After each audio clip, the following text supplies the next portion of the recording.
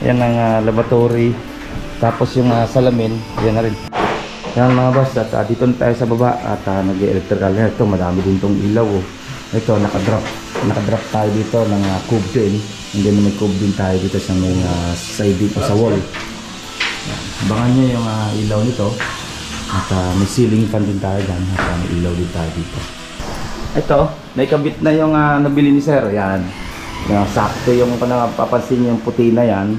Yun yung kakabit natin diyan. Nandiyan sa loob yung kanyang street light. Diretso yan doon.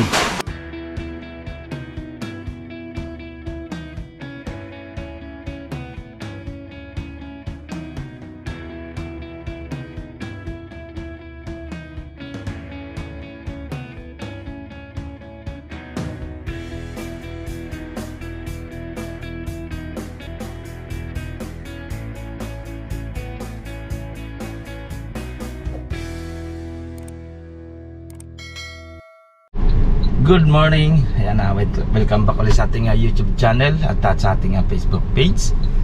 Update na ulit natin itong ating project ng Block 34 ng Limabrosa Phase 3. Ayan, update na natin yung mga ginagawang kisame sa baba, and then yung sa pintura. At nandito na yung laboratory niya para sa CR. Ayan, napakalaki. Tsaka yung salamin. So welcome namin kinuha ni sir. Shoutout kay sir, kasama ko kanina. And then bababa na natin at check na rin natin at papagrout na natin yung CR para makabit na to. Tara, samahan nyo ko. Block 34 tayo ng Linea. Let's go. Yan ang laboratory. Tapos yung salamin, yan na rin. Salamin yan kaya? Salamin. Salamin na ilaw? Oo, baka ingatan na lang din yan. Ay, di sabit. Babaan nyo muna, tanggalin nyo muna yung tubo. Yan mga boss, at dito na tayo sa baba at nag-electrical. Ito, madami din tong ilaw. Oh. Ito, nakadrop tayo dito ng cube din. And then may cube din tayo dito sa may side dito sa wall. Yan. Abangan nyo yung ilaw nito. At may ceiling fan din tayo dyan. At may ilaw din tayo dito. Okay. Ruin natin. Binubuo na nila yung ano nito. Pinapinal lang natin yung CCTV nya para pag natakpan na to, wala nang problema. Ito kasi walang problema to, gawa ng ano to, PVC panel to. Kaya wala tayong iisipin dito sa electrical. Ayan, hindi naman pwedeng hindi kailangan ma-perfect na, ma-finish na yung electrical nun para at least ano na, yung bagay wala nang problema pag nagpilis tayo ng kesan. Okay, kunting nga pasilip. Dito naman sa ano, pinasagad na natin yung layer nito para nakabit na lang natin yung wood block na finish na. Ayan, sinasagad na natin. Then ito ay gagrout na. Papaklear na natin to. Ito pre, pasuyo mo na lang ito, may lalagyan kang sarili para hindi kalat-kalat ka na. Ito, papagrout na natin. Nandyan na lang naman yung grout para pag nilagyan natin ng lavatory, din na yung shower, malinis na, wala na tayong isipin na. Kumbaga, clear na siya kung mag-grout na. Yan. Nakabang na rin naman yung heater nya, nandyan. Ang breaker, nandyan din sa lavatory. Kaya malaki yung lavatory niya, nasa 80. Abangan nyo at yung salamin yan, kakabit na rin natin. Okay? Dito, yan, puro naka-primer na tayo.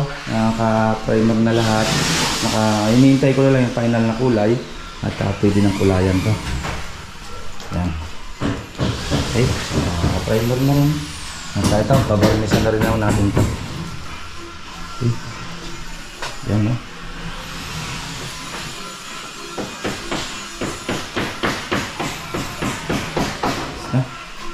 Kunting pasilip. Ito, naikabit na yung nabili ni sir. Yan.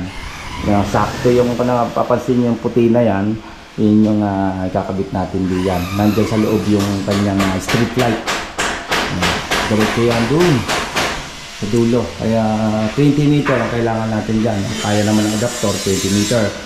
At papasok sa dito sa isa, diretso doon, papasok sa loob, diretso naman dito, kukunik sa kabila, diretso dito. At isa lang. Pagka switch mo, isang switch lang siya. Same din yung gagawin natin dyan sa kitchen na kaysa meron din tayong design na. Ayan, oh. Ayan, nakapasok na yung ano niya. Kakabitan natin ng street light. Ayan. Okay. Ayan mga boss, yan ang ating kunting pasilip dito sa block 34 ng Lego Brosa Phase 3. Ayan, next update natin yung 37, tapos na rin naman yung cabinet niya, yung block 37 by bukas na yan. Update na natin yan. And then TV console, tapos na rin naman yan doon. Okay, hanggang dito na lang at update ko na lang kayo pag nakabit na namin yung lavatory by next week na mga boss. Hanggang dito na lang, ingat-ingat tayo, bye bye. Ito pong J. Uragon Vlog, napakaganda po ng channel na ito, no? Tungkol po ito sa construction. Actual construction po ang channel na ito, no?